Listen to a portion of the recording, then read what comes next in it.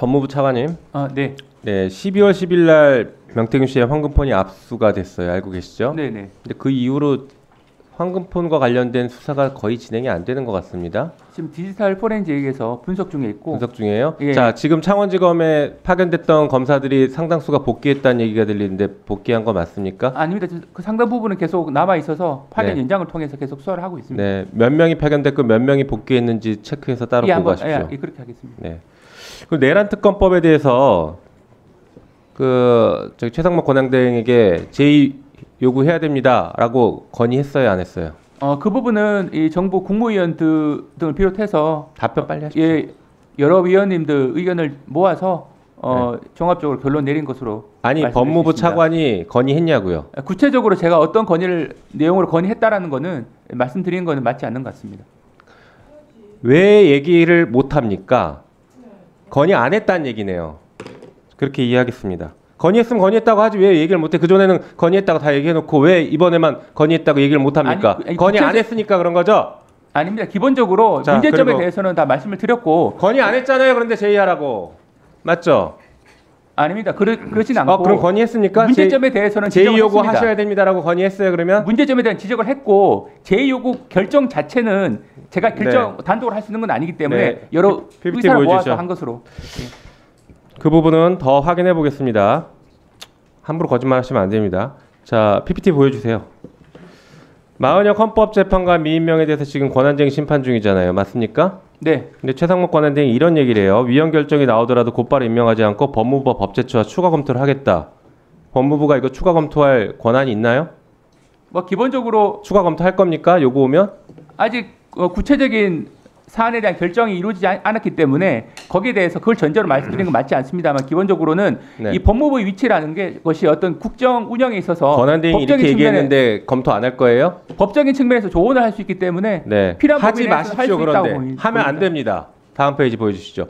헌법재판소법을 좀 보면서 얘기하십시오. 헌법재판소법에 뭐라고 돼 있어요?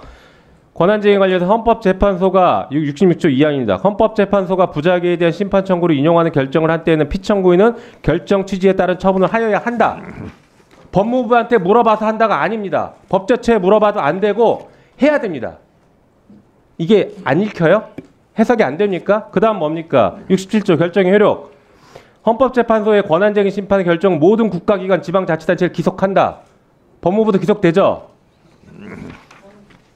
네, 그렇습니다. 예. 조언하지 마시고 바로 임명해야 됩니다. 다만 여기서 말씀하신 조언이라고 하는 것은 결정이 어떤 내용의 결정이 이루어지 알 수 없기 때문에 여기에 대해서 지금 말장난하지 마시고요. 헌재에서 인용했으면 바로 곧바로 임명해야 된다고요. 지금 명확하잖아요. 법조문상. 그 권한대행의 취지는 그만 말씀하십시오. 그 법원행정처장님, 지금 제가 얘기한 말씀드린 이 해석이 무리한 해석입니까?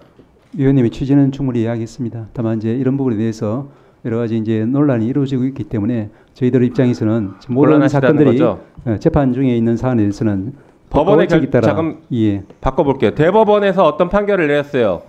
그 대법원의 판결을 국가기관이 따라야 됩니까? 따르지 말아야 됩니까? 따라야 됩니다. 당연하죠. 헌법재판소가 결정하면 따라야 됩니까? 따르지 말아야 됩니까? 따르는 것이 필요하다라고 헌재 측에서 입장을 밝힌 것으로 알고 있습니다. 네. 법원행정처도 따라야 된다는 입장을 밝힌 것으로 이해하겠습니다. 법무부 차관, 지금 이런 거 가지고 말장난하시면서 국민들을 혼란스럽게 하면 안 되고요. 이런 부분은 명확하게 정부 입장을 얘기해야 됩니다. 따라야 합니다. 이렇게 답변을 하셔야죠. 말씀해 보시죠. 따라야 합니까? 헌재 결정이라든지 법원 판단에 대해서는 당연하게 존중을 해야 되죠. 다만 지금 어떤 결정이 나오는지 알 수 없는 상황에서 어떤 결정이 나올 걸 전제로 해서 말씀하시니까 거기에 대해서는 단정하게 말씀 못 드린다는 겁니다. 인용 결정이 나오면 따라야 됩니까? 말아야 됩니까? 원칙적으로 말씀드리면 헌재 결정은 존중해야 됩니다. 헌재 결정 내용을 분석을 해야 되고요. 그 취지가 어떤 것인지. 앞으로 법무부와 검찰은 법원에 기소하지 마십시오. 그러면 법원의 결정 안 따를 거예요. 차관 법제처장, 제가 질문하니까 따라야 한다고 서면으로 제출했잖아요. 아니 그러니까 제가 존중한다는 게 같은 말입니다. 아니 제가 존중한다고 말씀을 드렸는데 따라야 한다는 말씀을 자꾸 사실상 그런 답을 원하시니까 사실 같은 취지 말씀드렸던 건데 거기에 대해서 제가 말씀드렸던 겁니다. 존중한다는 말이 같은 취지죠. 아니죠. 같은 취지가 아닙니다. 존중하는 것과 따르는 건 다릅니다. 존중하지만 따르지 않겠다. 이게 무슨 차이입니까? 존중하지만 따르지 않는다. 여지껏 검찰이 보였던 태도 아닙니까? 법원의 판결을 존중하지만 따르지 않습니다. 이 얘기 항상 하잖아요. 우리는 견해가 다릅니다. 이렇게 따져왔습니다.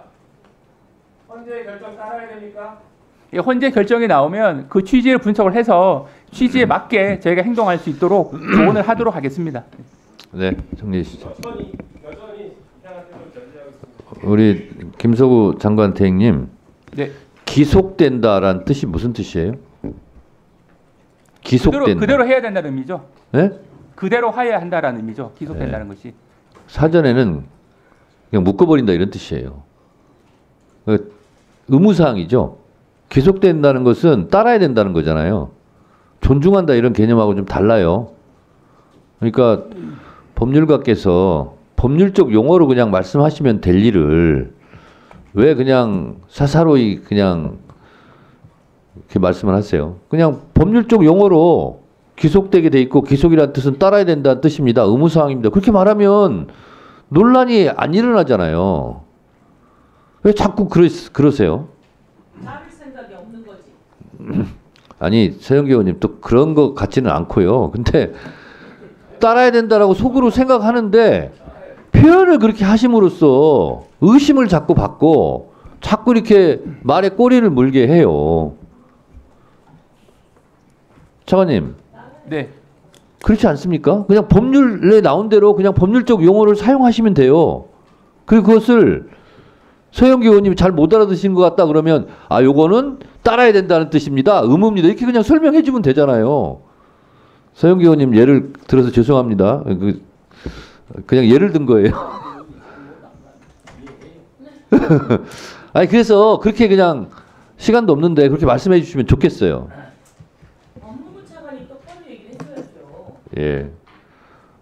아니 법률가인 박균택 의원님이 못 알아들을 수도 있어요. 순간 혼란스러워서. 그럼 그때 딱 설명해 주면 되는 거잖아요.